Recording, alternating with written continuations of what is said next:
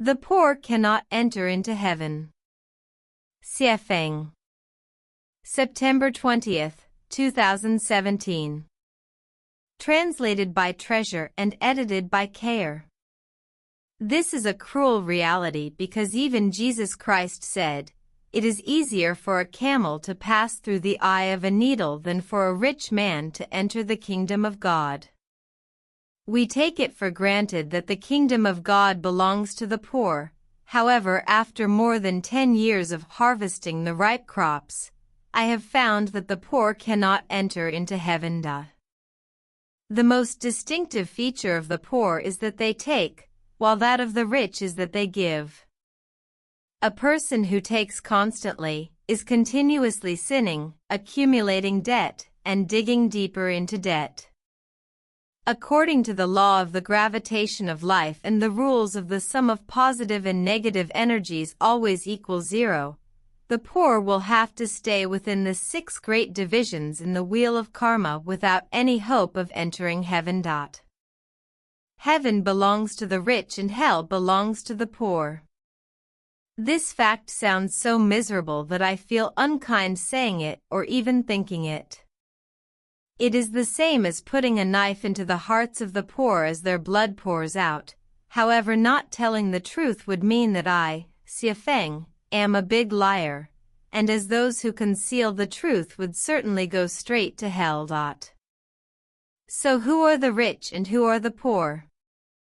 Those who give wealth to others, to society, and to nature without incurring debts are rich, but those who constantly take from others, from society, and from nature while incurring debts are poor.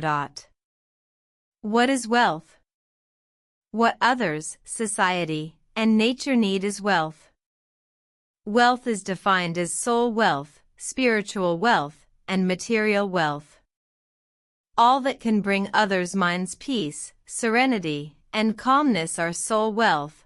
All that can encourage and cheer others on, or that can bring them passionate enthusiasm of life are spiritual wealth, and all that can offer the conveniences of food, clothing, shelter, transportation, birth, aging, illness, and death are material wealth.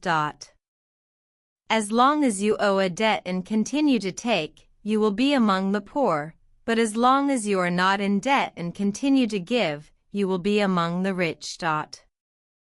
Debt contains 3 aspects. 1. Economic debt, to own others' money, including bank loans which have not been returned, to borrow others' things without returning them or to damage them without compensating their owners, to demolish others' houses without compensating their owners, to receive others' services or treats but not return or repay them, and so on are what we call economic debt. 2. Emotional debt, care from grandparents, love and care received from childhood by our parents, concern and care from siblings, help from friends, relatives, and neighbors, guidance from superiors and the cooperation of workmates, education and guidance from masters and teachers, care and consideration from lovers and spouses, special filial piety from children, and similar ties are all forms of emotional debt. 3. Spiritual debt, the greatest Creator's grace, such as the enjoyment of the sun, the air, and the water, the pleasure to experience the splendid kaleidoscopic world, the spiritual teachings and the guidance of God, Buddha, celestial beings, and many saints and sages are all spiritual debts. Referring to the 3 types of debt above, you will easily know whether you are rich or poor. Is a billionaire rich? This is hard to say. Is a farmer in a distant village poor? This is equally hard to say. A billionaire who is in debt and keeps taking is poor, but a farmer with no debts and who is able to give themselves to others, society, and nature is rich. There are many ways to devote oneself to others, society, and nature. Whether it is materialistically, intellectually, or ideologically, or spiritually, as long as they give to others, to society, and to nature, that is devotion and dedication. To give a sweet smile is devotion, as are making others happy and joyous, and bringing people hope and pleasure is devotion to society, and protecting nature from damage is devotion to nature.